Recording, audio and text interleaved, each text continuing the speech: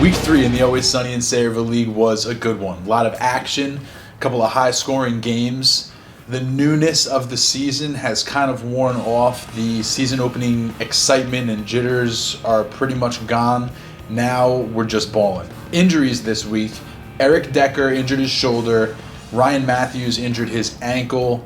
Neither of them are expected to miss any time necessarily, at this point, but there are definitely situations to monitor. Des Bryant, however, broke a bone in his knee, and he is expected to miss, up to a couple of weeks with that injury. So there you go. When the dust finally settled on Week 3, two teams in the league saw their records fall to 0-3. The first of which was the Moth, who lost a really tough game this weekend. They scored 133.3 points. Unfortunately, Team Blumpkin, the team they were playing, scored 144. The Moth was led by the highest scorer in the league this week, Marvin Jones Jr., who scored 45.5 points. Unfortunately for the Moth, he was facing Team Blumpkin, who has the greatest wide receiver of all time, Doug Baldwin, who scored 30 points, pacing Team Blumpkin to victory. Rutherford B. Hazy is the other team that remains winless in the 2016 season, as they fell to the Golden Showers 149 to 121.9. Rutherford B. Hazy got 33.4 points out of T.Y. Hilton, but he was one of only two players to score more than 20 points. The Golden Showers had 4 players score 20 or more points, led by DeMarco Murray's 28.5. Rutherford B. Hazy put together a respectable score, but it wasn't enough to overcome the balanced attack of the Golden Showers, who pushed their own record to 3-0. The other team that started off this year 3-0 happens to be this week's hero, but before we get to that, I have an honorable mention for the hero. The Bootleg Crableg scored 171.5 points this week in a total beatdown of the Gotham Rogues, a 53.8 point beatdown to be exact, the largest margin of victory of the week. He got 38 points out of the Chiefs' defense against the Jets, thank you very much, and 30.5 points out of Jameis Winston on his way to this monstrous score, the score that would have been good enough to get him hero this week, except somebody else in the league did just a little bit better, and their record is still perfect. But before we get to this week's hero, why don't we take a moment to enjoy another Odd Sunday? So let's kick it out to Seattle for a point of view that's just a tad askew. Hello, Aces, coming to you live from the Superdome. Nah, just kidding, I'm still in Seattle. But it's your old buddy C-Mac, owner and operator of Rutherford B. Hazy. I know it's kind of shitty to make fun of a team that I have the same record as, but really, you lost to Matty Ice. That's like me losing a game of beer pong to college kids playing with actual natty ice. The city of Chicago is completely turned on Jay Cutler. I don't want to alarm you, Jay, but Geraldo is scheduling a special to reveal what's in your cigarette case. The Giants lost to the Redskins. Eli? Peyton played better football at Rob Lowe's roast.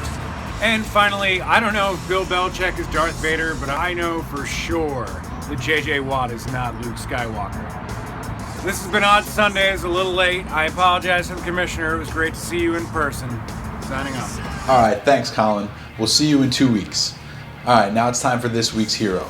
Devontae's Inferno moved their record to 3-0 this week with authority, with a huge win over Toddler Fight Club, 173.6 to 124. They took a little bit of a gamble when they started Devontae Freeman and Tevin Coleman in this game, but the move cashed in big as Freeman put up 33.7 points and Coleman followed up with 29.9. With the highest score of the week and the second highest score of the year, Devontae's Inferno stays locked in a tie for the best record in the league. And for that, Devontae's Inferno is this week's hero. Alright guys, now it's time for this week's GOAT. And the GOAT, I love the GOAT, you love the GOAT, everybody loves the GOAT. I'm getting texts nowadays, it's like the GOAT has taken on a life of its own. I get a text every weekend, I'll get at least one text, maybe two, of somebody either pointing out who the GOAT has to be, it's gotta be this guy this week, so-and-so's gotta be the GOAT, or somebody claiming the GOAT because they just had the shittiest week of all time. This week is no different. I got that text from Bobby J, and what can I say? When you're right, Bobby. And you You're right. Losing his game by a score of 109.8 to 74.4, She Gave Me the Crabtrees had 4 players score in single digits and 1 player put up a 0. That was Kelvin Benjamin. Now this was obviously the lowest score of the week. She Gave Me the Crabtrees was the only team in the league to score in double digits, but it was also the lowest score of the year. Now Bobby J owns 3 out of the 4 lowest scores of all time. This wasn't one of them. But obviously, someone with that kind of a pedigree just wasn't comfortable with someone else having the lowest score in the league. Narkowitz set the lowest score bar in week 1, and it only took Bobby J 2 weeks to score lower. That's impressive. And for that, She Gave Me the Crabtrees is this week's GOAT. Alright guys, key matchups. We have 2 matchups that we're going to be keeping our eye on this week, both of them featuring, you guessed it, undefeated teams. The first of which is 3-0 Devante's Inferno taking on 2-1 Bootleg Crableg.